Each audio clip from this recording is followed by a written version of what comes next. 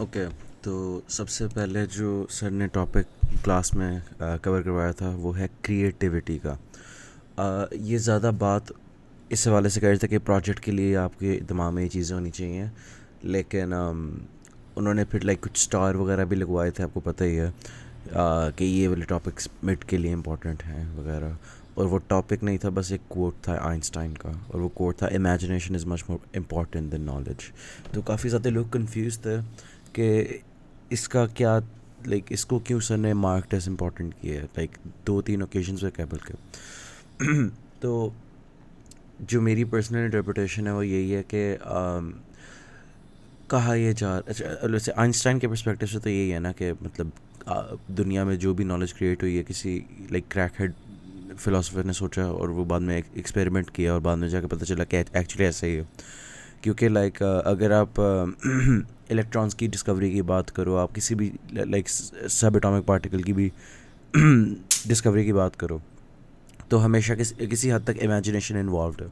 और बाद में फिर उस चीज़ के ऊपर एक्सपेरिमेंटेशन की गई तो जाके नॉलेज क्रिएट हुई। एक तो ये चीज़ है ना दिमाग में आते क्योंकि नॉलेज तो लाइक हर बंदे के पास होगी। इमेजिनेशन की बेसिस के ऊपर आप अडेप्ट कर सकते हो रियल टाइम में और नॉलेज क्रिएट कर सकते हो जब एक्चुअली ज़रूरी हो। तो एक तो ये बात हो गई ना। अब ब्रांड मैनेजमेंट के हवाले से इसका क्या तुक बनता है, ये बात क्यों की जा रही है। तो मेरा ख्याल है कि इसकी यही सबसे रीजनेबल इंटरप्रिटेशन बनती है कि यहाँ पे ये कहा जा रहा है कि आप फ़र्क इतना नहीं पड़ता कि आपको ऑप्टिमल ब्रांडिंग स्ट्रेटजीज़ का पता है या नहीं पता। अगर आप इमेजिन कर सकते हो, आपके पास थोड़ा बहुत दिमाग है इस तरह का, कि आप एक अच्छी ब्रांड आइडेंटिटी वगैरह इमेजिन कर सकते हो और ब्रांडिंग के रिलेटेड मैसेजिंग और क्लियर कंसाइज और मेमोरेबल तरीके से प्रेजेंट कर सकते हो अपनी ब्रांड को। तो वो ज़्यादा इम्पॉर्टेंट है ना कि ये जो सारी नॉलेज होती है। और ये सर की ओवर आर्चिंग फ़िलासफ़ी से भी मैच करता है, तो शायद सर यही सोच के कह रहे हो। तो खैर अच्छा, ये इसका एक तरीका है समझने का। अब बाद में पेपर में देखी जाएगी क्या क्या। एनीवेज, तो उन्होंने जो लाइक एलिमेंट्स बताए हैं क्रिएटिविटी के, सबसे पहली जो बात है वैसे उसमें वो एक्चुअली परसीव्ड क्रिएटिविटी की बात कर रहे हैं कि अगर कोई बंदा किसी को क्रिएटिव मानता है या किसी एक्ट को क्रिएटिविटी की एग्जांपल मानता है, तो उसके पीछे एक मार्केटिंग एफर्ट है।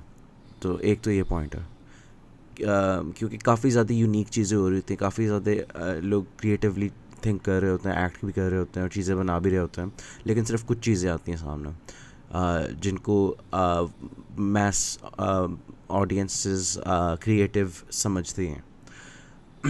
उसके बाद फिर एक्चुअल फिर होता क्या है क्रिएटिव होना वगैरह, पता नहीं क्यों इस तरह की चीज़ें भी लिखी हुई हैं।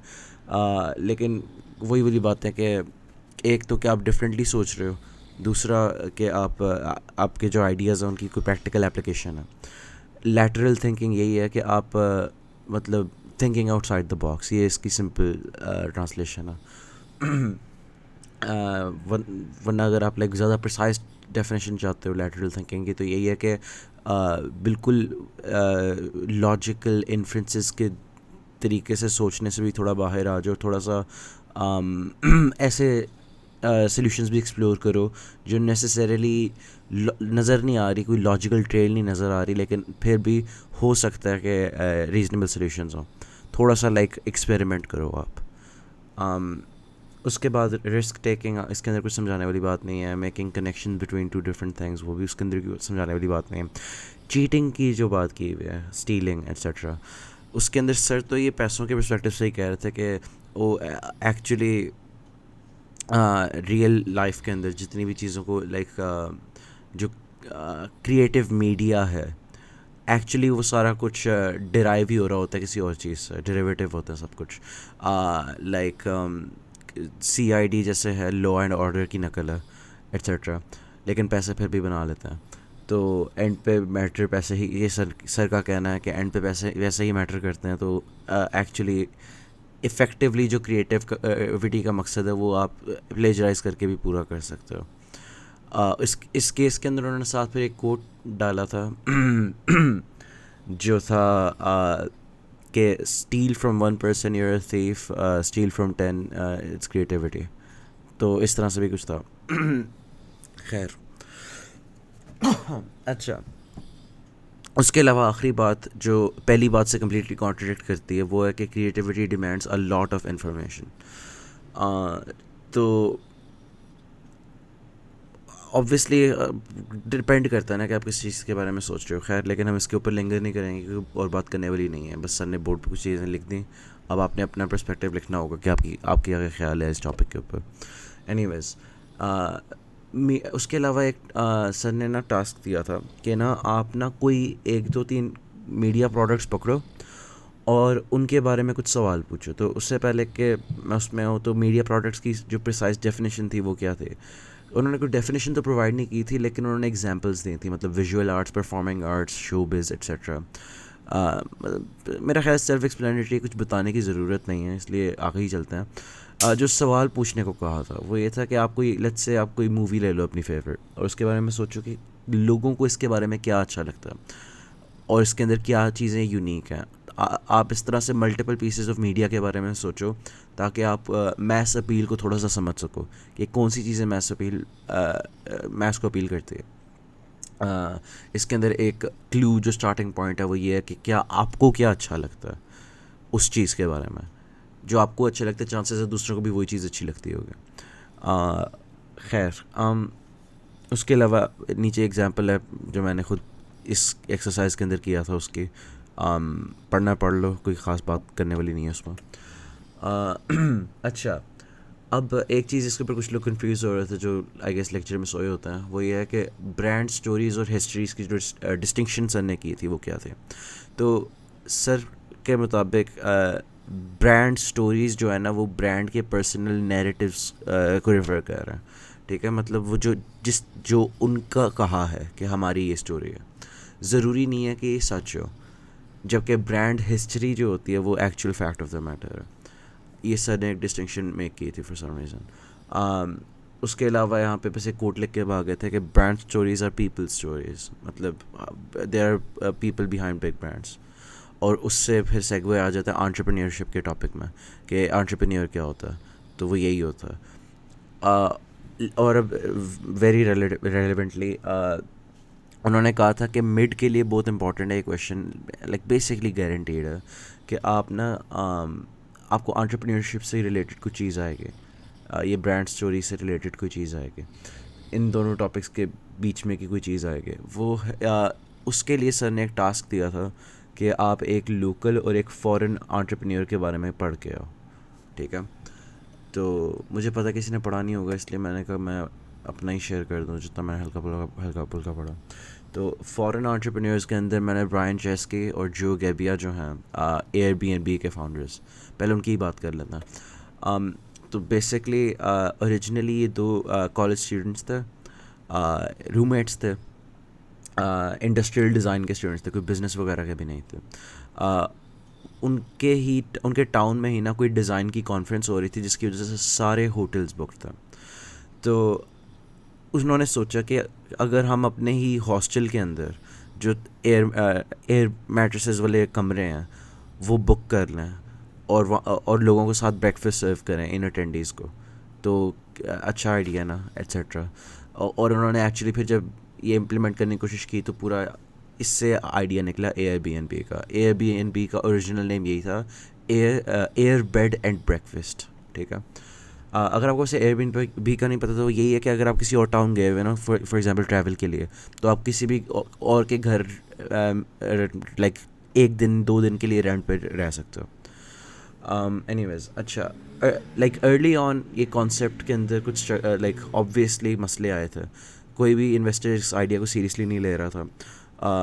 उसके बाद पैसे वगैरह भी नहीं थे, और जो सबसे बड़ा मसला था ना वो सिक्योरिटी का था। कोई बंदा कैसे ट्रस्ट कर ले कि मैं इधर आके सो जाऊँ, कोई मेरी चीज़ें चोरी ना कर ले या कोई मेरे साथ कुछ गलत काम ना कर दे एट्सेट्रा। और जो लोग भी थे जिन्होंने एक्चुअली जहाँ पे लोगों ने रहना था उनके घरों के लिए भी मसला था। तो वो दोनों साइडों से ही आइडिया बहुत इम्प्रैक्टिकल सा महसूस हो रहा था। तो उन्होंने इसका हल ये निकाला कि सबसे पहले तो अकाउंटेबिलिटी लाए। उसके लिए ये था कि हर किसी बंदे के लिए डिटेल्ड पर्सनल इन्फॉर्मेशन लिखी हुई, उसके पूरा आईडी कार्ड वगैरह सारा कुछ आपके पास अवेलेबल है, ताकि अगर कभी कोई पुलिस वगैरह को बुलाना हो या कोई इस तरह की मसला हो, हर बंदे लाइक वेरीफाइड हो। उसके अलावा टू वे रिव्यू सिस्टम है। ये अभी भी हल्की फुल्की बात है कि रिव्यूज़ हैं, ठीक है यार, रिव्यू क्या क्या करना है, एक बंदा लेके भाग गया बस बात ख़त्म। लेकिन जो असल बात है ना इनकी सक्सेस के पीछे, वो ये है कि उन्होंने एक 24/7 सेफ्टी हॉटलाइन बनाई थी, जो सिक्योरिटी कंसर्न्स हैं उनको दूर करने के लिए। उसके अलावा उन्होंने होस्ट वेटिंग की प्रोसेस पूरी की थी कि वो एम ही हर किसी बंदे को नहीं करने देते, काफ़ी लंबी प्रोसेस है जिसके थ्रू कोई बंदा होस्ट कर सकता है। और होस्ट की सेफ्टी के लिए, ताकि वो बंदा एक्चुअली होस्ट भी करे, उनके लिए गारंटीज़ दी हुई कि आपके लिए आपकी कोई भी डैमेजेस होती तो हम कवर करेंगे। उन्होंने लाइक $1 मिलियन इन्वेस्टमेंट की थी कोई 2011 के अंदर इसी प्रोग्राम के अंदर, एट्सेट्रा। आगे और भी कुछ ब्रांड मैनेजमेंट एस्क वो जो हवाई बातें होती हैं विजुअल डिज़ाइन चॉइसेस के बारे में, कि वार्म कलर्स चूज़ किए, शेप लैंग्वेज क्या थी। तो ये एयरबीएनबी वाली बात है। अब जो मैंने लोकल एंटरप्रेन्योर्स के अंदर किया था, मैं बस बैठ के चैट जीपीटी से पूछा कि मुझे नहीं आइडिया कोई अच्छी बता दो, और उसने मुझे काफ़ी रिटार्डेड सजेशंस दी, जिनमें से एक थी आमिर इब्राहिम के। बेसिकली आमिर इब्राहिम कोई एक काफ़ी मेरा ख्याल है अमीर घराने का ही था, जितनी उसकी एजुकेशन है। और उसने लाइक ओवर द इयर्स काफ़ी ज़्यादा मल्टीनेशनल्स के अंदर मैनेजरियल जॉब्स की थी, सेल्स वगैरह के अंदर। उसने इवेंचुअली मोबीलिंक को ज्वाइन किया था, और आहिस्ता आहिस्ता इसने रैंक्स क्लाइम की, लीडरशिप रैंक्स में आया, फिर इवेंचुअली सीईओ बन गया। होता ये है कि मोबीलिंक की जो पेरेंट कंपनी है वो वारिद को एक्वायर कर लेती है, और एक्विजिशन के बाद जैज़ और वारिद का मर्जर होने वाला है। तो अब ये मर्जर के वक्त ना इसने पूरा रीब्रांड किया वापस जैज़ के ऊपर। तो अगर मोबीलिंक का पहले नाम जैज़ हुआ करता था, इसने बेसिकली फिर से वापस वही नाम रख दिया। और इसने सारी विजुअल लैंग्वेज वगैरह सारा कुछ चेंज कर दिया। मोबीलिंक का अगर आप मोबीलिंक बैंक का स्पेशली अगर आप लोगो देखो तो काफ़ी कॉर्पोरेट सा है, काफ़ी लाइक सिंपल और नॉर्मल सा है। जबकि जैज़ का लोगो काफ़ी वो डिस्को बॉल सा बना हुआ है, लाइक उसके अंदर विजुअल लैंग्वेज कम्प्लीटली डिफरेंट है, सारा स्टाइल डिफरेंट है, नाम भी रिफ्लेक्ट कुछ गानों से रिलेटेड है। तो उन्होंने अपने पहले ही सोच लिया था कि ये हमारा जो टारगेट डेमोग्राफिक है ना वो शिफ्ट हो चुका है। हमारा टारगेट डेमोग्राफिक आजकल के जो मॉडर्न लोग हैं, यंगर लोग हैं, वो हैं, क्योंकि वो ज़्यादा हमारी फ़ोन सर्विसेज यूज़ करेंगे। तो उनको अपील करने के लिए इस तरह के वाइब्रेंट कलर्स वगैरह वाले लोगोज रखे गए, एट्सेट्रा। उसके अलावा उन्होंने सोशल मीडिया को भी यूज़ किया रीब्रांड के थ्रू। उन्होंने साथ जैज़ कैश को भी प्रमोट किया, और अपने बेसिकली अपने जो ऑपरेशन से उनको डाइवर्सिफाई कर दिया। वो खाली एक चीज़ पे नहीं रहे, पहले एक ट्रेडिशनल बस टेलीफोन कंपनी थे, इस तरह से इन्होंने आहिस्ता आहिस्ता एक्सपैंड किया। और मोबीलिंक की जो ब्रांड एक्विटी थी उसको ज़ाया नहीं होने दिया, मोबीलिंक बैंक अभी भी एग्जिस्ट करता। तो ये इस बंदे की कहानी थी। अभी एक और वैसे थी चीज़ इस वाले भाई की, लेकिन उसके बारे में मुझे कोई इतनी अच्छी इन्फॉर्मेशन नहीं मिली, इसलिए मैं उसको काट रहा हूँ। खैर, अच्छा, अब एक्चुअली जिस चीज़ के लिए आप आए हो, वो जो 1000 पेज नंबर्स दिए हैं जो रीडिंग करनी थी, जो आपका करने का दिल नहीं कर रहा होगा, तो जो साइंस ऑफ ब्रांडिंग 3.1 वाला पैराग्राफ है, उसके अंदर लग्जरी ब्रांडिंग के बारे में कुछ बातें की गई हैं। तो लग्जरी ब्रांडिंग तो कुछ चीज़ें तो बंदे इंट्यूटिवली भी बता सकता है कि यार अगर आप इस तरह से कुछ ब्रांड कर रहे हो, बहुत इंपॉर्टेंट होएगा कि आप एक प्रीमियम जो इमेज है दिमाग के अंदर, वो अच्छी तरह से मेंटेन करो अपनी पूरी पॉपुलेशन के अंदर। खाली कस्टमर्स नहीं, बकाया सारे लोगों को भी पता होना चाहिए कि ये चीज़ बड़ी अहम है, ये चीज़ बड़ी प्रीमियम है, ये चीज़ बड़ी महंगी है, बड़ी स्पेशल है। उसके अलावा ये कि प्राइस भी मार्केटिंग का पार्ट ही होता है लग्जरी ब्रांडिंग के अंदर, स्पेशली ज़्यादा प्राइस सिग्निफाई करती है कि यार ये लग्जरी है। अब ज़्यादा प्राइस ले रहे हो तो आपके ऊपर कुछ कंस्ट्रेंट्स भी आ जाती हैं। एक्सपेक्टेशंस डिफरेंट हो जाती हैं। तो आपके लिए लाजमी है कि आपके पास हर स्टेप ऑफ द प्रोसेस के अंदर हाई डिग्री ऑफ कंट्रोल हो। क्वालिटी एश्योरेंस आपकी बहुत अच्छी होनी चाहिए। परचेस एक्सपीरियंस जो है वो भी आपका कंट्रोल इतना होना चाहिए कि किसी भी कस्टमर का नेगेटिव एक्सपीरियंस ना हो या ना ही न्यूट्रल हो, स्ट्रिक्टली वेरी पॉजिटिव होने चाहिए एट्सेट्रा। पैकेजिंग के ऊपर भी ध्यान रखना होता है कि फिर लग्जरी पैकेजिंग भी हो एट्सेट्रा। उसके अलावा जो सबसे इम्पॉर्टेंट बात है कि ट्रेडमार्क वायलेशंस जो हैं आपके, उन सब को एग्रेसिवली आपने लीगल एक्शन लेना उनके ख़िलाफ़। और कोई भी चीज़ बिना वजह की एक्सपेंशन नहीं करने। अगर आप लाइक परफ्यूम्स की कंपनी हो, आपको अपॉर्चुनिटी मिलती है कि आप वॉचेस भी बना लो, वो समझ आती है थोड़ी बहुत। अब डिपेंड करता है कि आप एग्जीक्यूट किस तरह से करते हो। क्या वो उसी लेवल ऑफ क्वालिटी को मैच कर सकता है? अगर नहीं कर सकता तो आप अपनी ब्रांड इमेज को ख़राब कर रहे हो। तो जो आप एक्सटेंशंस है ना, वो आपने सोच के बहुत कम करनी है, और जब भी करनी है काफ़ी अच्छी तरह से जस्टिफाइड होनी चाहिए, जबकि काफ़ी इंपॉर्टेंट होती हैं एक्सटेंशंस पे। ये नहीं है कि करनी नहीं चाहिए। एनीवेज, और लाइसेंसिंग यही है कि आप अपनी ब्रांड यूज़ करने दो। उसके अलावा ये है कि आप क्या नाम है, जो प्लेसमेंट है वो भी बड़ी कंट्रोल करते हो। आप जानबूझ के कुछ कुछ जगहों पे खाली प्रेजेंट करवाओगे। आप चाहोगे खाली लाइक ख़ास किस्म के अच्छे इलाकों के अंदर ही जाके लोग परचेस कर सकें। एनीवेज, उसके अलावा वोक्सवैगन का जो पैराग्राफ था, 2-3 पैराग्राफ थे, उसके अंदर यही है कि ना उसकी कहानी बताई हुई है कि ना पहले काफ़ी सक्सेसफुल थे। अराउंड द ईयर 2000 उसने अपना काफ़ी ज़्यादा कस्टमर शेयर लूज़ करना शुरू कर दिया, और उसकी वजह ये थी कि उनका फोकस ना प्रोडक्ट के ऊपर था, कस्टमर के ऊपर नहीं था। वो काफ़ी ज़्यादा एक्चुअल इनोवेशंस कर रहे थे। वो हर मॉडल के साथ कोई नई चीज़ ला रहे थे, अपनी तरफ से वो ये कर रहे थे कि हम अपनी प्रोडक्ट को बेहतर बना रहे हैं। लेकिन उससे ये हो रहा था कि पैसे भी उसके ज़्यादा हो ही जा रहे थे उस गाड़ी के, और काफ़ी ऐसी फीचर्स थी जो एक्चुअली कोई कस्टमर यूज़ भी नहीं करता था। तो वो थोड़ा सा ना अपने ही दुनिया में गुम हुए हुए थे, उनको पता नहीं, वो डिसकनेक्टेड से थे अपनी कस्टमर बेस से। उसकी वजह से वो काफ़ी मार्केट शेयर लूज़ करने लगे। तो जब उन्होंने ये रियलाइज़ किया और उसके ऊपर इम्प्लीमेंटेशन की, ये उसके किसी सीईओ ने बयान दिया हुआ था कि फिर हमने ये स्ट्रेटजी बनाई कि हम अपने आप से भी ये सवाल पूछा करेंगे कोई भी फीचर डालने से पहले, और उसको फॉर्मली लिखा करेंगे, और उसके अंदर क्वांटिफाई किया करेंगे, रिसर्च किया करेंगे इन चीज़ों के ऊपर कि कितने चांसेस हैं कि कस्टमर एक्चुअली इस फीचर के लिए पे करेगा एट्सेट्रा।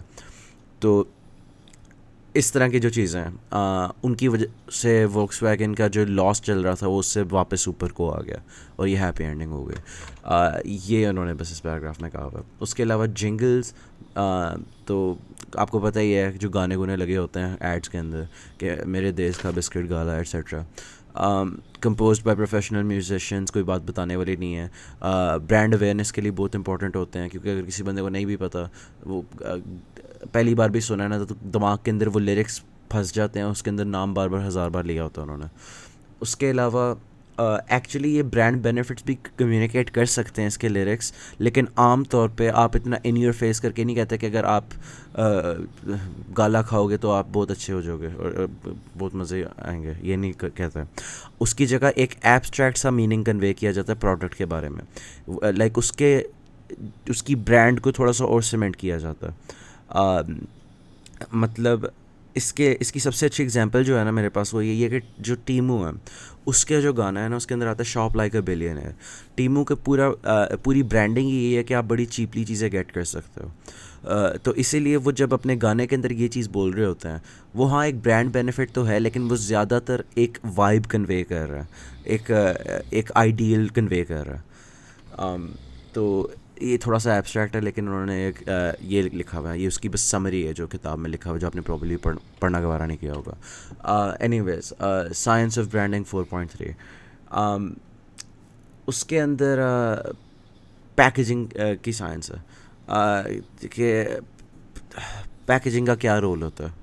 तो सबसे पहली बात यह है कि ऑब्वियसली अच्छी पैकेजिंग होगी तो लोग तो परचेज़ करना चाहेंगे, लेकिन उसके अलावा उसका ज़्यादा इंपॉर्टेंट पर्पज़ है। सबसे पहली बात, पैकेजेस का काम खाली तब तक नहीं होता कि किसी ने ख़रीद लिया, ख़रीदने के बाद भी पैकेजेस की सिग्निफिकेंस होती है।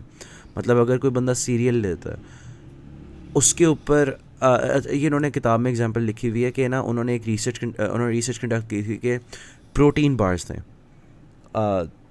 100 एक पैकेजिंग के साथ, 100 किसी और पैकेजिंग के साथ, एक के ऊपर थोड़ी सी मिस इन्फॉर्मेशन लिखी हुई थी जानबूझ के, और उसके टेस्ट के बारे में उन्होंने कहा था कि ये सोए प्रोटीन बार्स हैं, और वो किसी और के ऊपर कुछ और कहा हुआ था, तो उस वाली को उन्होंने कहा कि बड़ी टेस्टलेस सी हैं, जबकि एक्चुअली एक ही चीज़ हो रही थी। तो आपकी जो पैकेजेस पे चीज़ें लिखी होती हैं उसको पढ़ के लोगों के एक्सपेक्टेशंस फॉर्म होती हैं, और उन एक्सपेक्टेशंस की वजह से उनका एक्सपीरियंस डिफरेंट आएगा। आगे है क्वांटिटी परसेप्शन। अगर आपका पैकेज थोड़ा ज़्यादा ऊंचा है, चाहे वो पतला सा भी हो, लोग परसीव ऐसे करते हैं जैसे इसके अंदर ज़्यादा चीज़ हो, जबकि हो सकता है कि एक शॉर्टर पैकेज का वॉल्यूम ज़्यादा हो अगर उसकी विड्थ ज़्यादा है। तो ये भी कुछ ट्रिक्स यूज़ होती हैं। उसके अलावा कंजम्पशन के अंदर आ जाता है कि पैकेज साइज़ ये भी कन्वे करता है कि कितनी मिकदार इस चीज़ की नॉर्मल अमाउंट है। मतलब यम्स का पैकेट छोटा होता है क्योंकि हमें पता है कि इतने एरिया में जितनी यम्स आती है ना वो एक नॉर्मल अमाउंट है, जबकि लेज़ का पैकेट बड़ा होता है क्योंकि हमें पता है कि लेज़ का सरफेस एरिया ज़्यादा होता है लेकिन वो उतने फिलिंग नहीं होते जितनी यम्स होती हैं, एट्सेट्रा। उसके अलावा यूसेज मेथड्स वगैरह को भी कन्वे करते हैं पैकेजिंग। तो लाइक बात का मकसद यही है कि पैकेजिंग इज़ इम्पॉर्टेंट, ठीक है। उसके बाद एक और चीज़ जो सर ने लिखवाई थी और कभी एक्सप्लेन नहीं की, उन्होंने बस कहा था गूगल कर लो, वो थी इंटर ब्रांड। इंटर ब्रांड एक UK based brand consultancy firm है। अब कुछ लोगों को खाली ब्रांड वैल्यूएशन की वजह से इसका पता है, लेकिन एक्चुअली ये एक कंसल्टेंसी फर्म भी है। ये लाइक सिडनी ओपेरा हाउस वगैरह भी कोई मसला होता है ना, तो वो इनके पास जाते हैं और वो कहते हैं कि हमारी ब्रांडिंग में ये मसले आ रहे हैं। अगर आप इनकी साइट खोलोगे, उनके वर्क वाली कैटेगरी में जाओगे ना, तो आपको काफ़ी ज़्यादा इनके प्रोजेक्ट्स नज़र आएंगे जिसके अंदर उन्होंने लाइक पूरा एक्सप्लेन किया हुआ है कि ये मसला था हमारा, ये सोल्यूशन था, हमने इस तरह से उनके साथ कोऑपरेट करके ये रीब्रांडिंग की है, दिखाने के लिए कि हम एक्चुअली बड़े कॉम्पिटेंट्स हैं। तो ये चीज़ें उनको लेजिटिमेसी देती हैं उनकी ब्रांड वैल्यूएशन के लिए। तो अब ब्रांड वैल्यूएशन के ऊपर आ जाता है। ये लोग लाइक हर साल ना बेस्ट ब्रांड्स की लिस्ट पब्लिश करते हैं, ठीक है, जिसके अंदर ये 3 मेजर चीज़ें देखते हैं। ब्रांड फाइनेंशियल परफॉर्मेंस, इसके अंदर खाली प्रेजेंट नहीं बल्कि फ्यूचर को भी थोड़ा सा वो देख रहे होते हैं कि कितनी सस्टेनेबल है, क्या आउटलुक आ रही है कि आगे जाके इस ब्रांड से कोई फ़ायदा होना भी है या नहीं मॉनेटरीली। उसके अलावा रोल ऑफ ब्रांड को देखते हैं कि लोग जो चीज़ ख़रीद रहे हैं कितना रोल है ब्रांड का, कि उस ब्रांड बेसिकली ब्रांड एक्विटी यही होती है ना कि ब्रांडेड होने की वजह से कितने ज़्यादा पैसे आप और ले सकते हो। उसके अलावा ब्रांड स्ट्रेंथ है कि कितनी लोगों के दिमाग के अंदर उसके सिग्निफिकेंस है, कितनी रिकग्नाइजेबिलिटी है, एट्सेट्रा। तो ये इंटर ब्रांड हो गया। उसके बाद है country of origin and brand America.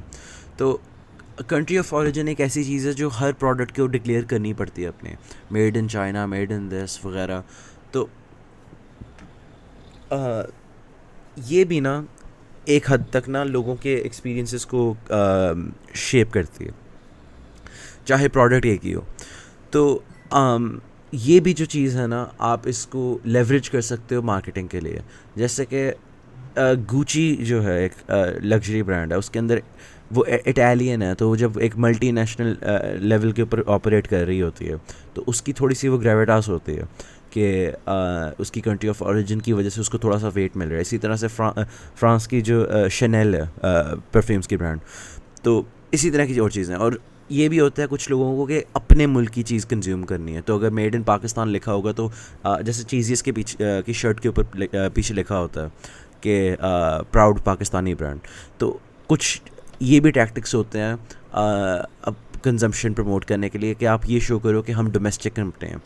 तो कंट्री ऑफ ओरिजिन मैटर करती है, और अगर जियोपॉलिटिकल लेवल के ऊपर एक कंट्री के एक्शंस की वजह से उसकी नेगेटिव परसेप्शन डेवलप हो रही है, तो उसके जो इंटरनेशनल अफेयर्स हैं, चाहे वो अनरिलेटेड ब्रांड्स भी हों, वो भी अफेक्ट होती हैं। उसके अंदर एक एग्जांपल दी हुई है कि चाइना के ख़िलाफ़ जो नेगेटिव परसेप्शन है यूएस के अंदर, उसकी वजह से जस्टिफाई हो चुकी थी। हवावे फ़ोन्स के ऊपर जो उन्होंने रिस्ट्रिक्शंस लगाई थी कि गूगल प्ले स्टोर भी नहीं चल सकता, ये भी नहीं चल सकता, वो भी नहीं चल सकता, मोबाइल नेटवर्क के ऊपर ये ऑपरेट भी नहीं कर सकते हवावे फ़ोन, क्योंकि चाइनीज़ ब्रांड है। इसी तरह से साथ जो फ्रेंच बॉयकॉट वगैरह होते हैं, सारी इस तरह की चीज़ें। तो यही बस बात की हुई है कि कंट्री ऑफ ओरिजिन भी ना काफ़ी इफ़ेक्ट करता है मार्केटिंग में चीज़ों को। उसके अलावा सेलिंग ब्रांड्स द न्यूजीलैंड वे, इसके अंदर ना बेसिकली ना न्यूजीलैंड की टूरिज़म प्रमोशन कैंपेन्स के बारे में थोड़ा सा ओवरव्यू दिया हुआ है। 1991 के अंदर उनकी जो कैंपेन थी उसका नाम था द न्यूजीलैंड वे। उसके अंदर उन्होंने बेसिकली फोकस किया, उस वक्त से पहले ना न्यूजीलैंड कोई इतना उसकी कोई सिग्निफिकेंस नहीं समझ आती थी। टूरिस्ट प्लेसेस के लिए, टूरिज़म के लिए और भी जगहें थी, ट्रेड के लिए और भी जगहें थी। वो इतना फ्लैश्ड आउट नहीं था, लोगों को पता नहीं था, तो उसके उसके लिए ये था। तो ये उसके गोल्स थे। अब इसके अंदर उन्होंने ना काफ़ी ज़्यादा मतलब उन्होंने सीनरी वगैरह दिखाई एट्सेट्रा, वो तो नॉर्मल चीज़ें जो होती हैं। उसके अलावा उन्होंने ना एक लोगो इस्टेब्लिश कर लिया नया न्यूजीलैंड के लिए। फ्लैग नहीं, लोगो। मतलब वो जो आपने प्रॉब्ली क्रिकेट की गेम्स वगैरह देखा होगा कि एक फर्न सा बना होता, तो वो एक लीव्स है, वो उनकी एक सेंस ऑफ आइडेंटिटी के साथ रिलेट हो चुका हुआ है, क्योंकि वो काफ़ी उनके पहले भी सिम्बलिज्म में आता था। तो उसको भी यूज़ करके इन्होंने न्यूजीलैंड की ब्रांडिंग की, ठीक है। अब वो ईज़िली रिकग्नाइजेबल हो चुका कि आप वो लोगो देखते आपको सारी दिमाग में न्यूजीलैंड आ जाता है, जबकि पहले न्यूजीलैंड इंटरनेशनल लेवल पे इतनी समझ नहीं आती थी 1991 से पहले। तो 1999 में जाके ना फिर इन्होंने उसी जैसी एक और कैंपेन बनाई जिसका नाम था 100% प्योर न्यूजीलैंड। और ये थोड़ी ज़्यादा इंटरनेट फोकस थे, ये सोशल मीडिया वगैरह भी यूज़ कर रही थी। खैर सोशल मीडिया तो नहीं, पता नहीं यार, कुछ था इस तरह का कि इंटरनेट भी यूज़ कर रही थी किसी तरीके से। मुझे नहीं पता 1999 में कौन सा आरपानेट यूज़ कर रही थी, लेकिन कर रही थी। एनीवेज, इसका फोकस ट्रेड पे कम था, खाली टूरिज़म पे ही था बेसिकली। और इसका सक्सेस इस हद तक था कि 50% टूरिज़म इंक्रीज़ हो गया था। अब कुछ लोग एनालिस्ट उन्होंने ऐड किया हुआ है कि इसलिए भी कहते हैं कि लॉर्ड ऑफ द रिंग्स की मूवियाँ यहाँ पे शूट हुई थी, उसकी वजह से भी और ज़्यादा अटेंशन मिली थी यहाँ के नेचुरल लैंडस्केप्स को। वो कॉम्प्लिकेटेड है ऑब्वियसली, लेकिन उसकी डिटेल्स में पढ़ने की ज़रूरत नहीं है। फिर आगे बात है 2011 के अंदर जो उनकी कैंपेन है, आई थी 100% प्योर यू। पहले न्यूजीलैंड था, अब उसकी जगह यू आ गया। और इसके अंदर ना फ़र्क यही है मेजर कि डाइवर्सिटी ऑफ टैक्टिक्स ज़्यादा है, मतलब खाली एक तरीके से नहीं वो मार्केट कर रहे। और उसके अलावा लोकलाइजेशन बहुत ज़्यादा है, मतलब वो यूके के अंदर उन्होंने अपनी सब लाइन इट्स अबाउट टाइम रखी हुई है, जर्मनी के अंदर डिस्कवर रखी हुई है। तो डिफरेंट जगहों पे उन्होंने डिफरेंट तरीक़ों से उसी कैंपेन को अडेप्ट किया। तो ये जो चीज़ें हैं ये इसलिए यहाँ पे बताई जा रही है क्योंकि न्यूजीलैंड जो है ना कंसिडर किया जाता है third strongest country brand basically ये है कि जो समझ ही आती है टूरिज़म के लिहाज से जो ब्रांड है। तो यहाँ पे जो सारी ये बातें थी, इसका मकसद यही है बताना कि लोगो डिज़ाइन इंपॉर्टेंट होता है, ठीक है। उसके अलावा डाइवर्सिटी ऑफ टैक्टिक्स इंपॉर्टेंट होती है और लोकलाइजेशन इंपॉर्टेंट होती है। ये सब कुछ बताने के लिए ये सारी इंफॉर्मेशन दी गई थी। एनीवेज, उसके बाद कुछ फ़ाइनल चीज़ें हैं जो रह गई हुई हैं, वो हैं कि ये सर बहुत ज़्यादा मेंशन करते हैं कि फीफा के जो था कतर के लिए एक मेजर ब्रांडिंग अपॉर्चुनिटी थी। उसकी वजह ये थी कि जब ये ओरिजिनली इन्होंने वो बिड किया, जो भी हुआ, लोग कहना शुरू हुए थे कि ये ना फीफा के लिए एक हाई ऑपरेशनल रिस्क है, मतलब यहाँ पे कर ही क्यों रहे हो इस तरह के मुल्क में, किसी सेफ मुल्क में करो। लेकिन इवेंचुअली जब फीफा बिल्कुल सही गुजरा, कोई मसला नहीं हुआ, तो उससे ना एक काफ़ी अच्छा प्रेसिडेंट सेट हो गया। तो उस कंट्री की ब्रांड इमेज बेहतर हो गई कि एक्चुअली ये जगह इतनी बुरी नहीं है जितनी सोची गई थी, कि इतनी भी कोई रिस्क वगैरह वाली बात नहीं है। तो ये एक बात है कि प्रेसिडेंट भी सेट हो जाए तो काफ़ी इंपॉर्टेंट होती है, तो इसकी सिग्निफिकेंस है। आगे ब्रांड एम्बेसडर क्या होता है, ये मुझे कुछ मेरा ख्याल है समझाने की ज़रूरत नहीं है। जो आइकॉन्स होते हैं ब्रांड्स के, और जो सेलिब्रिटी इंडोर्समेंट्स आ रही होती हैं वगैरह, वो सारा कुछ ब्रांड एम्बेसडरशिप में आ जाता है। मेमोरेबल एड्स, आपने वो यूफोन वाला लेक्चर देखा ही था कि गधा ले आता है गधे की जगह। उसके अलावा पर्पस ऑफ कम्युनिकेशन, आपने इंग्लिश ली हुई है, आपको पता ही है, परसुएड, इन्फॉर्म, एंटरटेन, एक्सप्रेस, इसलिए ये वाली आखिरी चीज़ है, मैं बिल्कुल जल्दी जल्दी कर रहा हूँ। डिजिटल मार्केटिंग, वायरल मार्केटिंग, सारा कुछ आपको पता ही है, आप इंस्टाग्राम यूज़ कर रहे होते हो। और जीनियस थिंकिंग का एक टॉपिक लिखा हुआ था, लिखवाया गया था, जिसका कभी पेज नंबर नहीं बताया और मुझे आज तक किताब में नहीं मिला। तो ये पूरा सिलेबस था ब्रांड मैनेजमेंट का। इसके अंदर एक्चुअली आपको पता है पेपर के अंदर, इसके अंदर से आप बिट्स एंड पीसेस इस्तेमाल करने छोटे मोटे, और ज़्यादातर आपने ये ऐप ही करना है, तो और कोई बात नहीं है यहाँ पर।